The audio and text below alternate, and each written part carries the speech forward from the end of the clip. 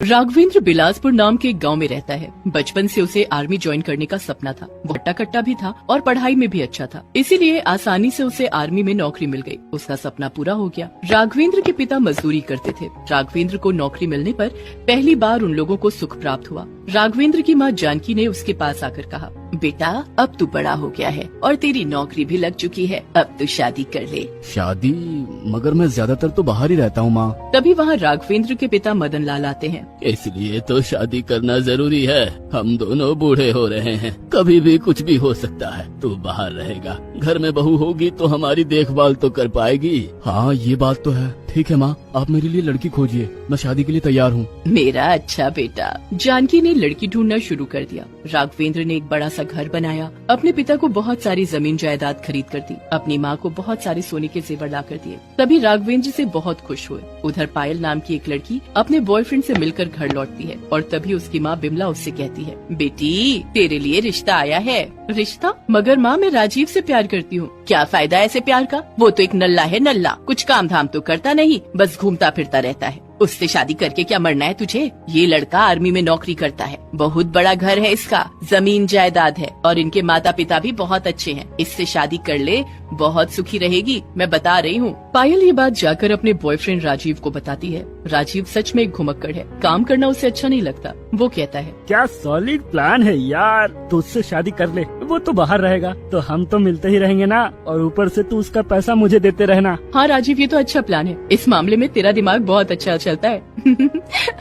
पायल शादी के लिए राजी हो जाती है। पायल दिखने में बहुत अच्छी है, दोनों की शादी हो जाती है। राघवेंद्र कोई दहेज नहीं लेता है। सुहाग रात में राघवेंद्र पायल से कहता है, देखो पायल, मैं आर्मी में हूँ, मेरी जिंदगी का कोई भरोसा नहीं है और मैं हमेशा बाहर ही रहता हूँ। तो मैं जब घर पे नहीं रहूंगा या फिर अगर मुझे कुछ हो जाएगा तो तुम मेरे माँ बापू का ख्याल रखोगी ना? ये सुनकर पायल मन ही मन में सोचती है, अरे यार क्या पका रहा है। और फिर पायल राघवेंद्र से कहती है, आप चिंता मत कीजिए जी, आपके माता पिता तो मेरे भी माता पिता हैं, मैं हमेशा उन दोनों का ख्याल रखूंगी। ये सुनकर राघवेंद्र को शांति मिलती है। मगर तभी उसके पास आर्मी के हेड कमांडो का फोन आता है। राघवेंद्र को तभी एक पहाड़ी इलाके में बुलाया जाता है क्योंकि वहाँ दुश्मनों ने हमला कर दिया है। वो फोन रखकर अपनी यूनिफॉर्म पहन लेता है और जाने के लिए तैयार हो जाता है। तब उसकी माँ जानकी एक लॉकेट लेकर उसके गले में पहना देती है। ये ले बेटा, ये लॉकेट तेरी रक्षा करेगा, अपना ध्यान रखना और लौट कर आना। जानकी और मदन लाल बहुत दुखी हो जाते हैं, लेकिन पायल तो मन ही मन बहुत खुश होती है।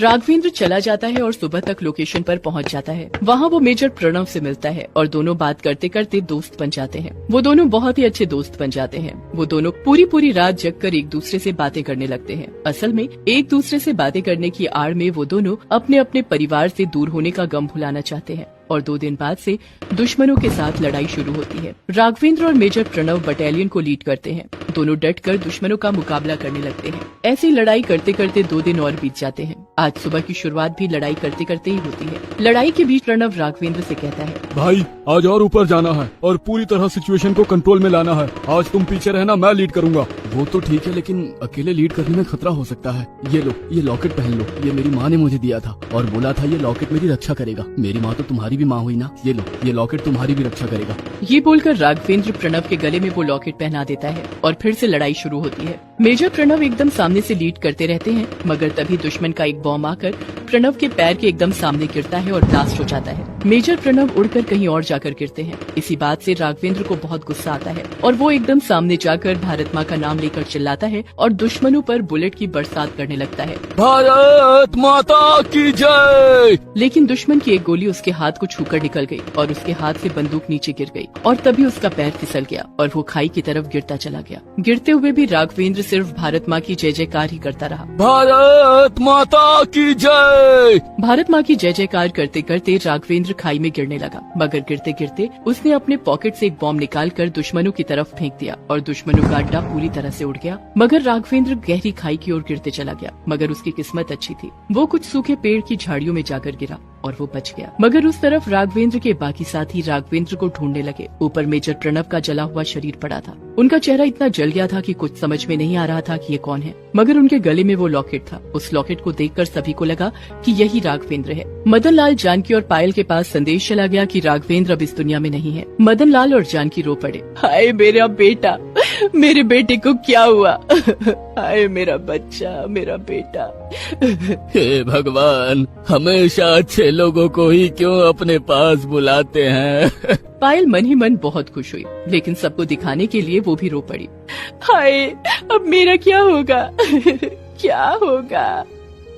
एक दिन कॉफिन के अंदर बॉडी को लाया गया। उसके गले में वो लॉकेट देखकर इन लोगों को भी यकीन हो गया कि यही राघवेंद्र की बॉडी है। बहुत रोना धोना हुआ और उसके बाद उसका अंतिम संस्कार हो गया। और इसके बाद से ही पायल ने अपना असली रंग दिखाना शुरू कर दिया। वो मदन लाल और जानकी के ऊपर अत्याचार करने लगी, उन लोगों से खुद का काम भी करवाने लगी। ए बुढ़िया इधर आ, मेरे पैर दबा दे, चल। ए बुढ़े जा मेरे लिए चाय बना कर ला। जानकी और मदन लाल पायल के इशारों पर नाचने लगे। हमारे साथ ऐसा क्यों कर रही हो बहू? अगर आज मेरा बेटा जिंदा होता। जिंदा नहीं है ना तेरा बेटा?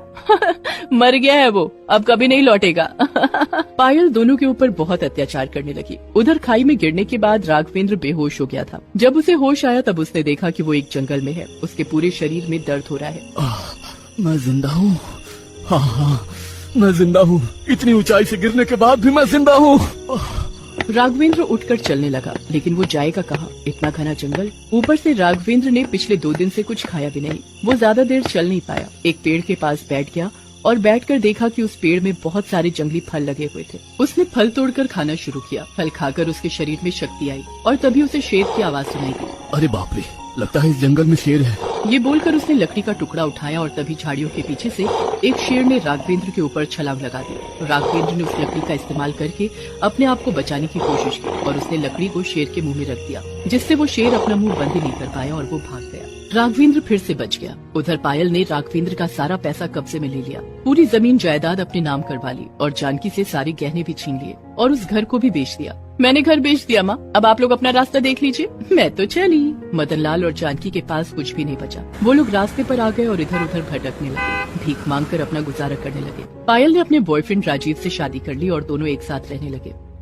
उधर जंगल में राघवेंद्र को एक नदी मिली। नदी के उस पार एक रास्ता है जहाँ से गाड़ियाँ जा रही हैं। राघवेंद्र ने नदी में छलांग लगा दी। नदी में बहुत सारे मगरमच्छ हैं। सभी ने राघवेंद्र पर अटैक किया, लेकिन राघवेंद्र ने बहुत ही चतुराई से सभी मगरमच्छों से बचकर नदी पार कर ली और फिर रास्ते में एक ट्रक को हाथ दिखाकर रोका और फिर ट्रक में बैठकर अपने घर की ओर चल दिया। एक ही दिन के अंदर वो घर पहुंच गया। घर के बाहर आकर उसने दरवाजा खटखटाया। माँ, मैं आ गया हूँ माँ। लेकिन किसी और ने आकर दरवाजा खोला। ये क्या? आप कौन हो? मेरी माँ, मेरे पिताजी कहाँ हैं? मेरी पत्नी पायल, वो कहाँ है? उस आदमी से राघवेंद्र को पता चला कि पायल ने ये घर बेच दिया। आसपास के लोगों से पता चला कि जानकी और मदन लाल अभी रास्ते में भीख मांगते हैं। राघवेंद्र तभी दौड़कर रास्ते पर गया और देखा उसकी माँ और पिताजी भीख मांग रहे हैं। ये देखकर उसकी आंखों में आंसू आ गए। अचानक से अपने बेटे को देखकर दोनों को यकीन ही नहीं हुआ। तू जिंदा है बेटा, तू जिंदा है। मगर उस बॉडी में तो वो लॉकेट था। तब राघवेंद्र ने सब कुछ खुलकर बताया कि कैसे उसने वो लॉकेट मेजर प्रणव को दे दिया था और कैसे वो खाई में गिर गया था। उसके बाद जानकी ने पायल के बारे में सब कुछ बताया।